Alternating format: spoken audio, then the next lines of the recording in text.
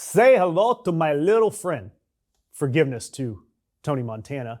My little friend is a Holstein heifer.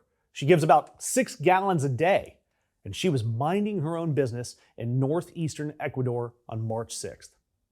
And then a likely totally sober Pete Hegseth ordered lethal kinetic operations against her.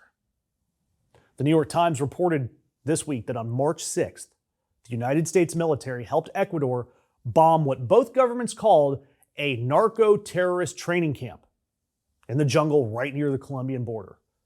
Operation Total Extermination, which is, I have to say this, it's the most F-troop, and yes, I just went super old school for all of you out there. That's the most F-troop name for a military operation I've ever heard. Operation Total Extermination.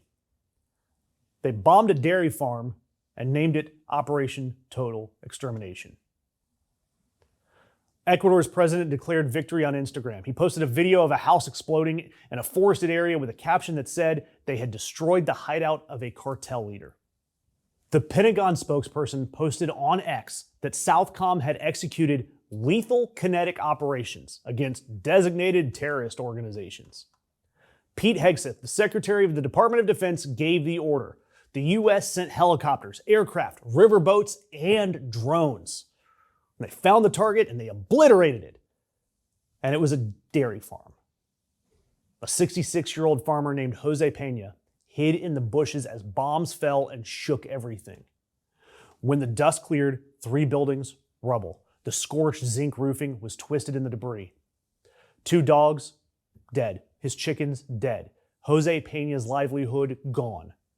The terrifying narco-terrorist camp that posed such a threat to the United States of America that we deployed drones and aircraft and riverboats to eliminate it was a cow operation. We did not get the cartel. We got milk.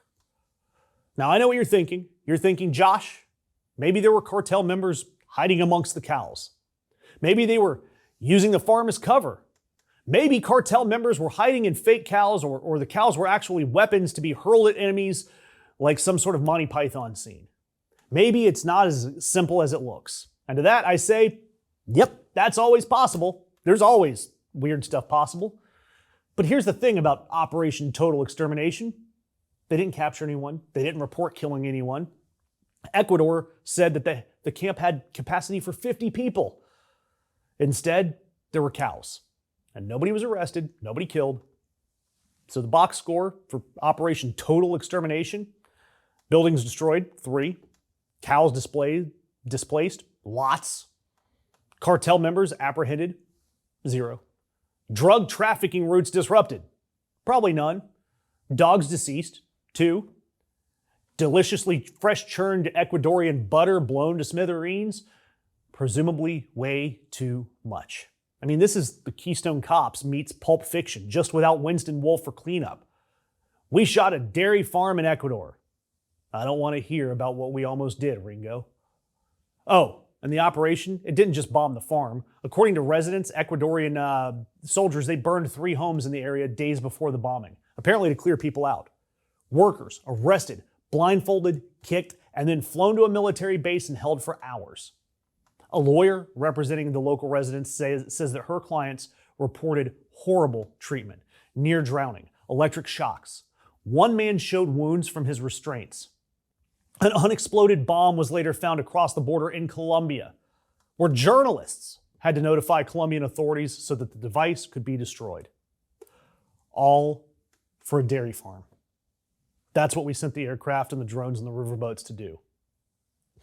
Now here's where I want to bring in a man who I imagine has complicated feelings about this story, because the story is about the United States government war on drugs.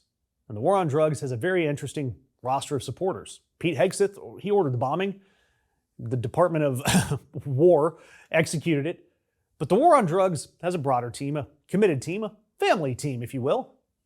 And that team includes some members who are maybe allegedly, personally acquainted with substances. Because all I can think about is how someone like Donald Trump Jr. must feel.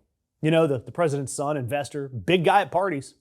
And he's been the subject of some robust reporting over the years about his relationship with various recreational agricultural products.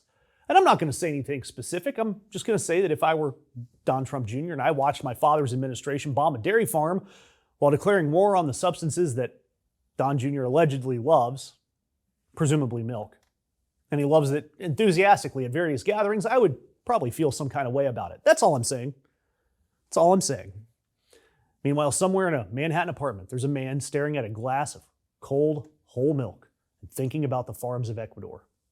I mean, look, Pablo Escobar, the actual Pablo Escobar, the man who ran the Medellin cartel, who had his own zoo and hippopotamuses, who bribed half the Colombian government, who at one point was making so much money that he was spending $2,500 on rubber bands for his money. That was a real operation.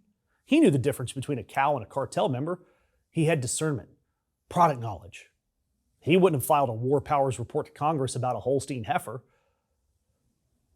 It's all funny. It's all fun and games, but I do want to bring it down to a little bit more serious of a tone beyond the very real and very disturbing information that the U.S. is helping foreign militaries harm and bomb civilians in what appear to be extrajudicial operations with zero accountability and an unexploded bomb that ended up in another country. Beyond all of that, I want you to think about what they named this operation. Operation Total Extermination.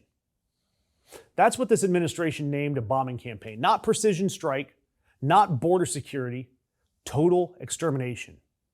They're telling you the scope. They're telling you what they think about the people in those villages. And they're so confident in their own narrative that they declared victory on Instagram before the New York Times could even dive into the rubble and find Jose Pena in the bushes with his cows. Meanwhile, with all of that, the cartel, they're still fine. Their products, still moving.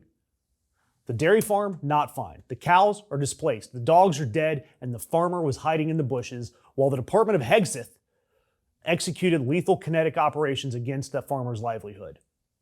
And somewhere, someone is going to file a report saying that Operation Total Extermination was a success. So yeah, say hello to my little friend. She used to give 6 gallons of milk a day. And do me a favor, subscribe to Ring of Fire. Hit that notification bell. Because every like, every share, and every comment is how this gets past the algorithm. Because the mainstream media, they ran U.S. bombs drug camp in Ecuador as a headline. We ran it as it was a dairy farm, there were dead dogs, and we have the receipts. That's what we do at the Ring of Fire.